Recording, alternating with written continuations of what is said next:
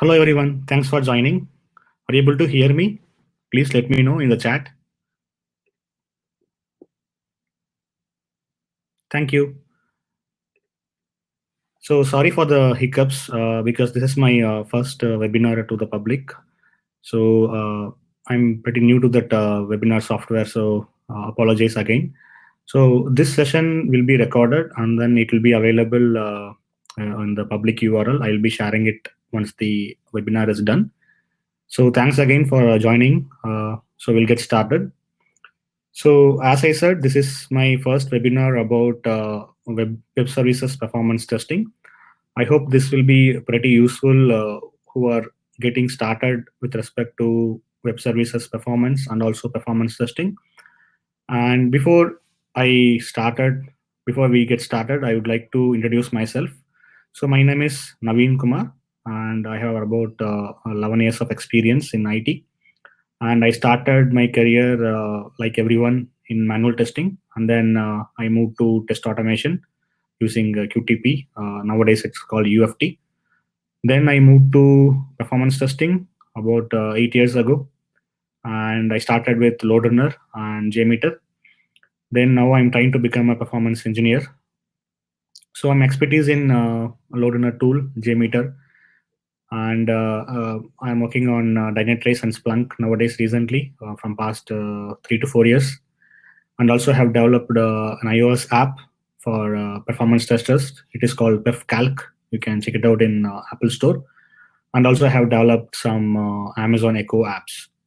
So you can check in my website qainsights.com, and also have authored 2 books. One is about Microsoft Excel, and another one is about web controller from load runner. So one of the component in load runner.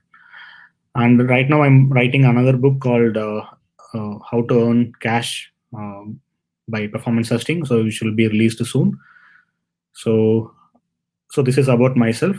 So now we will get started with the actual webinar. So as I mentioned in my YouTube video, so these are the today's topics. We'll be seeing it in this webinar. So I'm not going very in-depth, very not advanced or not boring concepts. I'll be touch base with very basic fundamental stuff about web services. So we'll get started with what is web services in a very plain, simple English by taking a sample case study.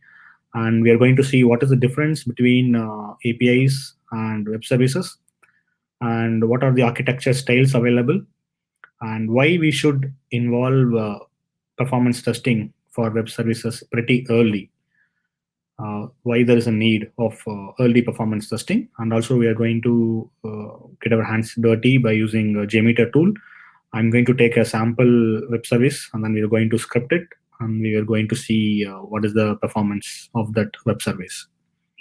So this is the context today. So I hope these 5 points will help you guys when you are getting started with performance testing. So what is web services in plain English? So I'm not going to take a definition from the internet, and then I'm not going to read it aloud for you guys, because you can get it everything in internet. So I'm going to try to explain by taking a simple case study. Okay. So assume that you own a family-owned business. Okay, your great grandfather or a grandfather started a business back in 1940. It doesn't matter what business is. It might be cloth or insurance, anything, any business. And at that time, what they would have done is they log everything in the ledger.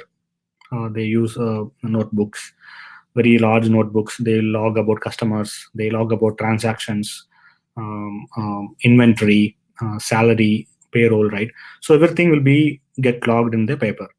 And after a couple of years, after a couple of decades, so your company went public, and so now you have the lot of branches across your country, and a lot of offices, a lot of employees, and the business growth is pretty well. And that's where when 1980s 1990s computers has come into your picture, and you started converting those paper form into digital format.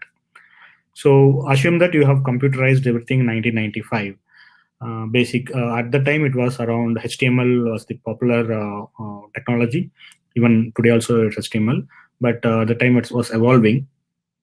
So everything is based on the legacy architecture, two-tier architecture or three-tier architecture. And after a couple of years, you started acquiring more companies. So in 2000, again, the technology has changed a lot, and the people started building their applications using modern technologies. But yours is a legacy application. So the legacy, if you are acquired a company A, so you have to talk. Your business application should talk to the new acquisition companies. So assume that you have built on Java, and you have acquired a company which is built on .NET, but you have to create a bridge. You have to build a communication protocol so that both the application can talk.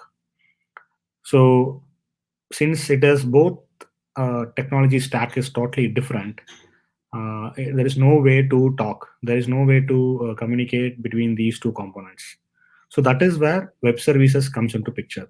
So web services is nothing but it is a set of protocol, it is a set of standards architecture which will enable you to communicate between the two different components. Okay, it is not exactly IEEE or W3 consortium definition. So this is the way you should visualize so that you will understand the web services concepts easily. So if you want to talk between two components which is built on two different technologies, that is where web services comes into picture. So the base of web services, the main intention of web services is to communication. So since two different technologies cannot talk using their own communication platform, that is where they have built on XML, so extensible markup language. So extensible markup language is simply put, it is like an HTML for data. So HTML, it is for the browser, it is for the user interface, but XML is for the data. So you can structurize your data using XML. You can categorize, you can create tags, appropriate tags, so that you can identify the right set of data in any programming language. So it is OS agnostic, which means XML works on any operating system. So it will work in Windows, it will work in Linux. So it doesn't matter what OS your application resides. So it should be able to communicate by using XML standards. And also it is self-contained modular. Modular means reusable and also distributed, which is available across the devices over the internet or intranet. So as I said, Java can talk to .NET or vice versa, or Perl or any other language, any other platform using XML. So the most widely used XML is XML over HTTP. So XML over HTTP helps you to transfer the data between two systems over the internet. So this is very high level about web services. Okay. So in a nutshell, if you want to talk between two totally different technologies, you have to go for web services. Okay. Now we will see, you would have heard about these two terms, APIs and web services, alternatively in your day-to-day life or in any internet magazines, blogs, right? So if you say APIs, so the popular APIs you will come in it will come to your mind is Google APIs. So Google has lots of APIs in their website called Google APIs, developers.google.com. So if you go to developers.google.com, you can see a lot of Google APIs. So APIs is nothing but it's like a wrapper which will enable you to allows third-party programming. Okay. So to understand the difference, I'm giving an example. What is API? So assume that you are doing a application called calculator. Okay. So you have a very beautiful calculator built. It serves for every purpose, like scientific calculator, simple calculator, conversion. So we have built a beautiful calculator, But I would like to use your calculator as a service in my mobile app. So I am developing a mobile app. So I want to utilize your calculator as a service. So what you can do is you have to enable the you have to develop APIs so that I can use your calculator in my application. Okay, this is one example. Another example is assume that you are developing a finance application. So in your finance application, you write about wealth management, you write about banking, you write about insurance, and also you would like to display one stock market ticker in your website. So stock market it changes every second, right? So you cannot update every time, or you cannot automate that one by maintaining your own set of data. So in that case, what you do is you leverage the stock market APIs from NSE or from Bombay Stock Exchange or Nasdaq. So they'll have their own APIs, and you can call the APIs from your website. So your website might be built on Java, but the API might be built on PHP. So if you want to talk, again, you can talk using web services. And on the other hand, web services, it is always over a network. So APIs might not be over a network. Okay, but on the other hand, web services are always over a network, and there is a set of architecture standards available for web services. So the famous architecture is SOAP, Simple Object Access Protocol, and it's a legacy. And REST is widely used nowadays. And also we have XML RPC. So this is the very thin line of difference between web services and APIs. Very high level. It's not very in depth. So APIs allows you to third-party programming, but web services not. And web services always might be over a network. And the famous web services is Amazon Web Services, and famous APIs is Google APIs. So by taking these two examples, you can identify the difference between the APIs and the web services. Okay, so now we will see about the architecture styles available in web services. So as I said earlier, the widely used architecture is SOAP. So SOAP stands for Simple Object Access Protocol. So it is nothing but XML over HTTP. So it is very pretty old architecture style for web services. So that's why many enterprise application, even your organization also might still be using a SOAP as a standard. They feel secured. They also feel it's an enterprise standard basically, and so that's what many organizations think. And it is a heavyweight. Basically, heavyweight means the setting up the web services and invoking it and maintaining it. So it is pretty complex. So and also you should ask the developer if you are scripting SOAP protocol. You have to ask the developer the WSDL. So WSDL stands for Web Service Description Language. So this file will have all the methods and services, and also you can generate the request and response from the WSDL file. And again, there is other components like UDDI, registering. So those are very high level architecture about SOAP. So nowadays, all the companies, they are slowly moving towards REST. So if you are a very old company, definitely they will have SOAP in place, but even legacy companies also, they're moving to REST. So we will see what is REST. So REST stands for Representational State Transfer, and it is not a standard or rules or protocols. It is just a style of architecture. So how you want to implement the web services. So what they built is they will define the HTTP verbs.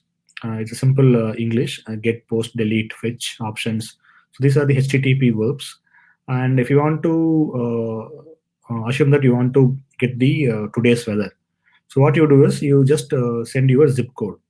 So weather.com/temp and your zip code, and then it will give you an output in one JSON file. So all the request and response will be in the JSON format. So JSON stands for a JavaScript object notation. So it is a key value pair. So you will have only the key value pair in your JSON file. So for legacy applications or enterprise applications, they'll have the JSON file might be very very huge, and again all the platform supports JSON parsing. So JSON parsing means you can get the right value, whatever the value you want to pass, you can easily get it from the JSON file. So it's very pretty quick, and it is over HTTP or HTTPS. And a lot of the modern web applications, most of the modern web applications, whatever you're browsing, whatever you're seeing, they are definitely they will utilize the REST as in a background. So without REST, I mean, nowadays it's very tough to build an application for the scalability and performance considerations. Okay, so this is the stuffs I would like to share before we get started with respect to performance testing. So in a whole, web services is nothing but a communication protocol where it will allows you to talk between two different components. And the widely used was SOAP and for legacy applications, and REST is mostly widely used nowadays, and people are changing from SOAP to REST. And so REST is almost over the internet. Okay, so now we will see why we should involve ourselves in performance testing in pretty early stage. Okay, so as you know, nowadays everything is agile, right? Fast. All the projects in sprint, 2 weeks of sprint, 4 weeks of sprint. People wants to ship their product to the customers as soon as possible, and with less bugs, with less defects. So if you want to deliver a better product, so you have to test, you have to involve pretty early so that all the defects will be mitigated and the cost of fixing defect might be prevented. So just go back 10 years before, where everything was waterfall, and once the requirements is done, then only we will get started with the design. Once the design is done, then only development will start. Once the development is done, testing will start. Once unit testing is done, then only they'll think about performance, whether performance is required or not. Then once it goes to production, definitely there'll be performance issues. So this has been changed in last couple of years. So now everyone will be involving pretty early, and everything is moved ahead. So when the design starts, when the requirement starts, performance testers will be involved in non-functional requirements gathering. And when the design starts, we will also design some mockups. So if you're designing a very simple multi-tier architecture, so you have decided to implement a web services. So what they do is they will develop the web services part in the inception phase itself. So they use mockups, they use dummy data. They built the web services. Okay, then only they'll start building the user interface and other components. So if you'd like to deliver a better product, so as a performance tester, you should involve yourself in testing the web services component first. So your priority is to validate the web services performance. Then you should move to user interface, the application performance or end-to-end performance. So if you are finding the defects in your web services, you will save a lot of time in the UI, because UI talk to web services. So if the web services is fine, the UI also will be fine. So that is why you have to involve pretty early, because web services is an integral part of your software. It's a building block of a software. And since the development starts early, you also should involve early to reveal the performance bottlenecks. So all the modern web applications, SPS stands for single page applications. So they are mostly built on REST, web services. So we have to test underline the under the hood of your website or web application. Then you have to validate the end-to-end performance. So that is why we should involve ourselves pretty early in terms of web services. So don't test web services at the end, never. Always test the web services in the beginning, in the inception phase. Even if the web service is not ready, you can use dummy data. At least you can start scripting the web services so that you will save a lot of time when the actual web services are available for testing. And no need to rely on performance testing environment. You can use UAT or functional environment or dev environment to script your web services for just for scripting, not for testing. To script, you can get started with the development environment. Then once the product code moves to your non-production environment or performance testing environment, you can start validating the script, and then you can start your actual load test. Okay, now we are. It's time to get our hands dirty. So I'm going to minimize this. So this slide will be available. I will be sharing the link to everyone. In my blog also, it will be available. You can download it.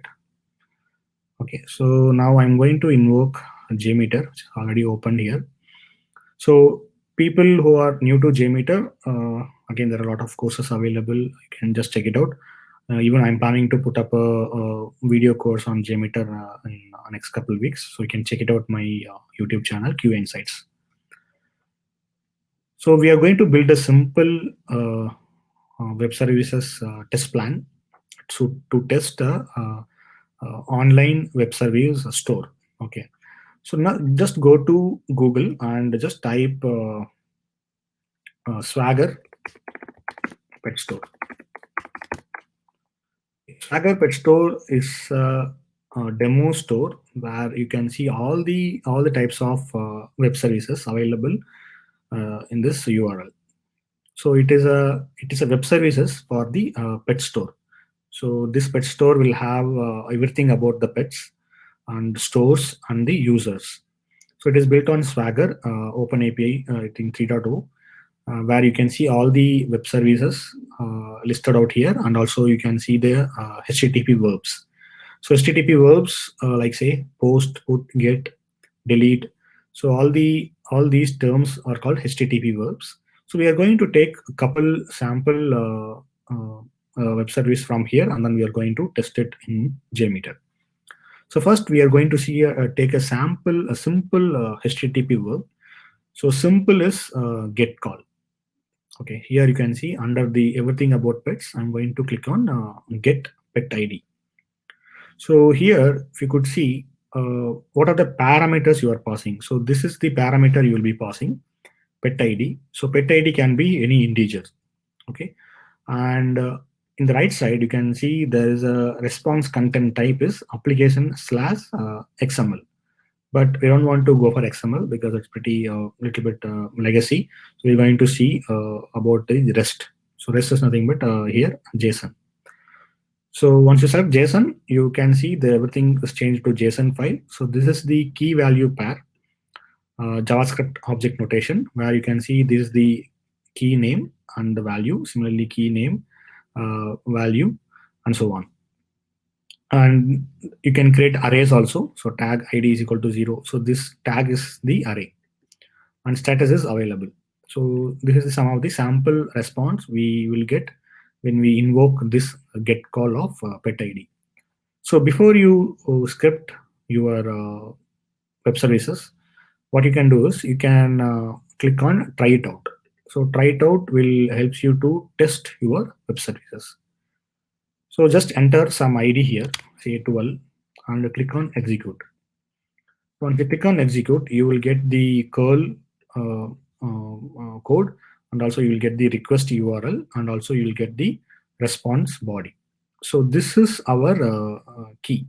So this is where we will be invoking this URL in our JMeter. So what you can do is you can just copy this.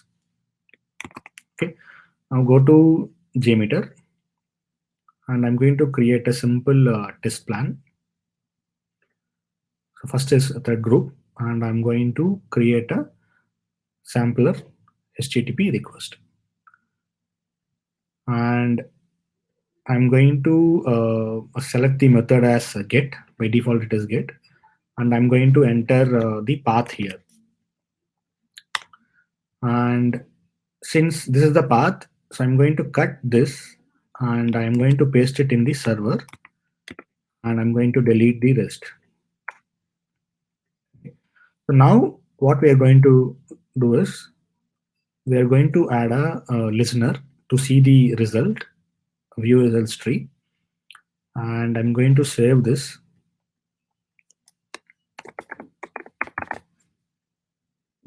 Okay. Now we are ready to execute this. So before execute, make sure that you have entered everything right. So in the HTTP request, you have to enter the server. Server is nothing but petstore.swagger.io, and the path is v2 version 2 /pet and the ID. So ID can be anything, 12, 1, 2, 3, anything. And parameter is blank. We are not sending any parameters. Now we are going to execute the thread. So now we can see in the test plan, HTTP request is showing green color, which means it's pass. And the request is get call of the URL. And the response data is, this is the response data. So to visualize better, I'm going to change the type to JSON. And here you can see ID is equal to 12. And the pet ID is category is 758. And the name is tester. And the name again, evil tester 350. And the ID is again 44, status is available. So this is the response from the pet store, the actual response from the pet store. Now you can parse these values and then you can use it anywhere in your script. So this is how you will get started with respect to your web services performance. So this is a very pretty simple get call. Now we are going to see a post call. So post might be very challenging. Little bit of challenge will be there in terms of post call. So we'll take a sample post from here. So what we can do is we can take a post of user, create user. So what it will do is it will create a user to log in into the application. So just before I start scripting, we will just try it out here. Just click on this button and select application /JSON and click on execute. Okay, so now you can see the response headers here and also the curl code and also the response request URL and the corresponding parameters here, body. So what I'm going to do is I'm going to copy this request URL first. So I'm going to change this name to get call, and I'm going to duplicate this, and I'm going to rename it to post, and changing the path and selecting the method as post. Okay, for the post, you must send this data. So in the body, it says required. So whenever you see the body, it should be send it across the HTTP request. So what you can do is you can just copy this and paste it in the body data. So just click on body data here and paste it here. And here you can change the ID or any number you can put it, and also you can put it your username, password, email, password, everything you can put it.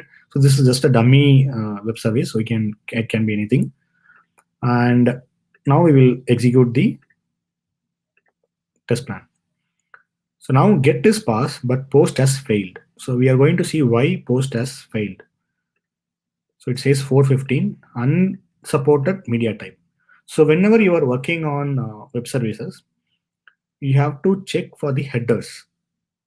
So header is it's information you will be send it in your each request.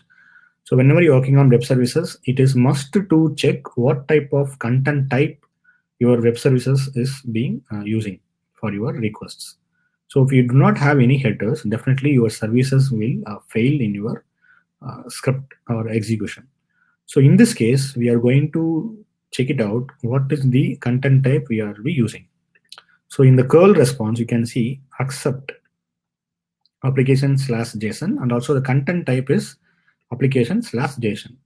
So it is must to send these parameters, otherwise things will not work. So to add a header, what I'm going to do is I'm going to add a config element. So right click, add config element and HTTP header manager, and click on add and add the application slash content hyphen type and application slash JSON. Now I'm going to clear this and I'm going to run. So now you can see get also passed and post also passed, but we have to validate the response data. So just click on response data. So there is nothing here. See, there is nothing. So something might be wrong in the web services itself, or something wrong in the our body. So instead of sending 0, we will send 1. Okay, and so instead of using this, we can use it here itself directly. So here use 1 and change the username.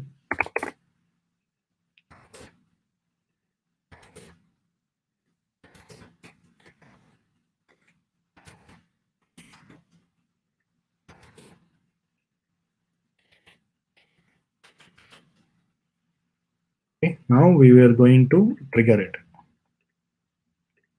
So you are sending this data, but nothing is showing up here. So there might be something wrong in the web services.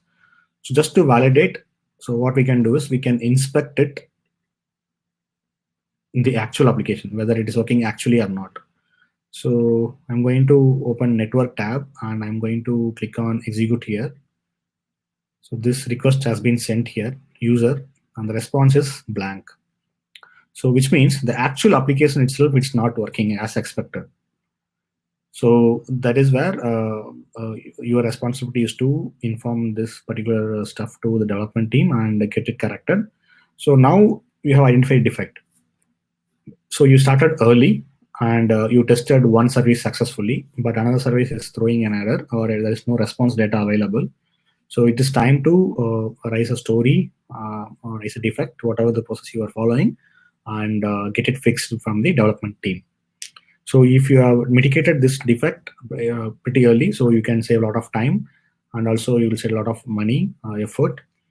Assume that you have involved pretty late, and once it is about to go to production, you found this issue, then again, the fixing stuff very time consuming and also resource consuming, and money also will be spent a lot, right? So that is why you should involve pretty early, and also you have to test the web services part first, then you should start testing the user interface. Okay, so if you guys have any questions, please put it in the chat.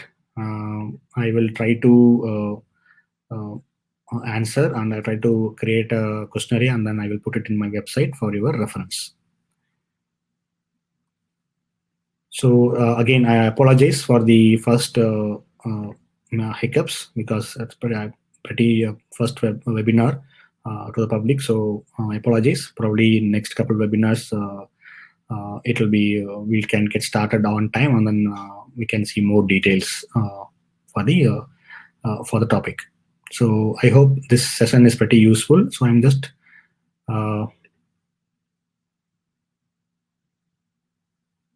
okay. I'm just getting some lot of questions here. Can you please discuss some interview questions? So interview questions, yes. I will schedule a webinar about interview questions, because I also conduct interviews for my company.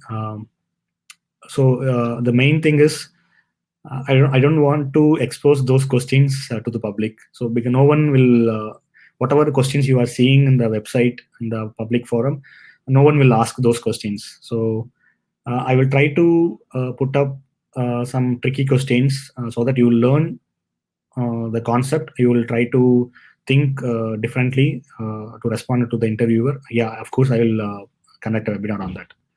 So next webinar is I'm planning to conduct every 2 weeks.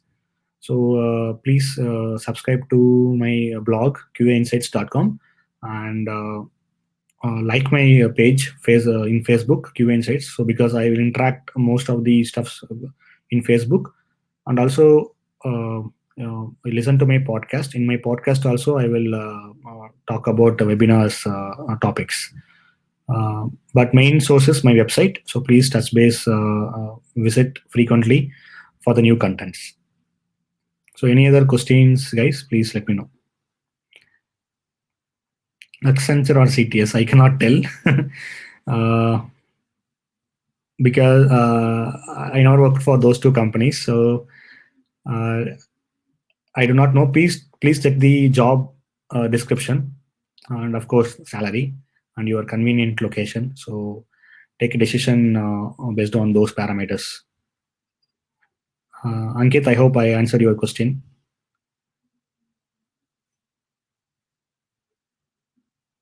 Yeah, yes, Richa, please tell me.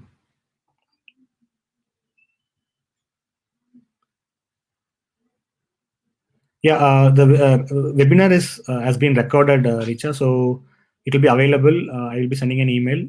It will be posted in YouTube also. It will be posted in my blog. You can check it out. Yes, today. Today it will be done. Yeah, hi. Hi, Neha. Please tell me.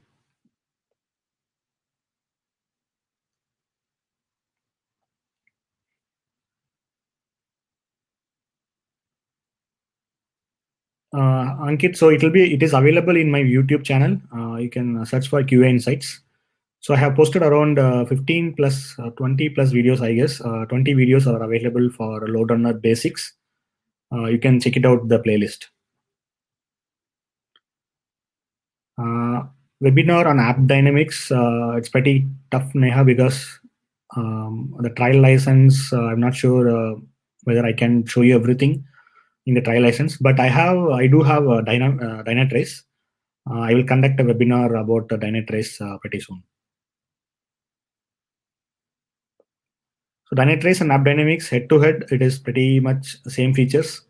Only thing is how it works. It's pretty different. But overall, if you learn the Dynatrace, you will learn App Dynamics as well. So vice versa. So doesn't matter.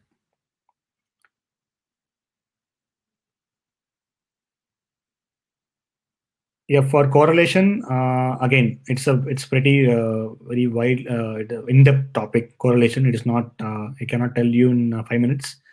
So for especially for correlation, I'm planning to conduct a session. So definitely, I will post a video also on correlation, and also I will planning to conduct a webinar on that. Ankit, please subscribe to my blog, qainsights.com. And also, you can check my Facebook page. I will post the webinar details in that. QA Insights. I'm entering into the chat. qainsights.com. You can follow me in Twitter, QA Insights. You can check facebook.com/QA Insights on podcast, YouTube. So everything, all the platforms, I'll be available. If you have any questions, also you can touch base in Facebook. Whenever I get time, I will try to answer your question.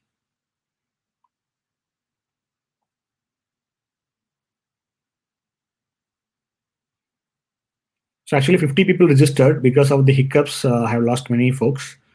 So probably for next time, I'll make sure that everyone is joining on time, and then we will cover a lot of topics frequently. So every 2 weeks, I will post a new webinar. I will conduct a webinar. So please share it with your colleagues and your friends.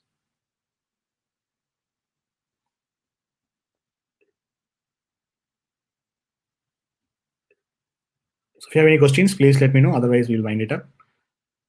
It will be good to conduct on Saturday or Sunday. Yeah, yes, Sankit, sure. I'll try to do that.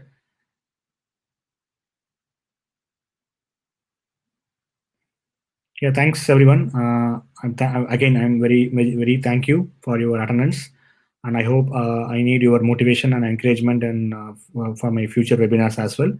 And please do share my YouTube channel and my website to your colleagues and friends. we'll touch base in next couple 2 weeks. So thank you. Have a good day.